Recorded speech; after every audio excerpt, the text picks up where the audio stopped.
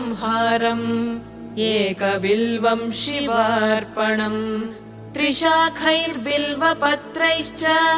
अच्छिद्रैः कोमलैः शुभैः तव पूजां करिष्यामि एकबिल्वं शिवार्पणम् सर्वत्रैलोक्यकर्तारम्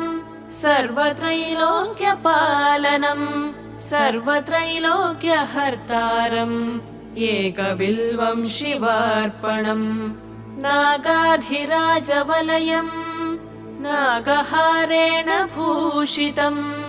नागकुण्डलसंयुक्तम् एकबिल्वं शिवार्पणम् अक्षमालाधरं रुद्रम् पार्वतीप्रियवल्लभम् चन्द्रशेखरमीशानम् एकबिल्वं शिवार्पणम्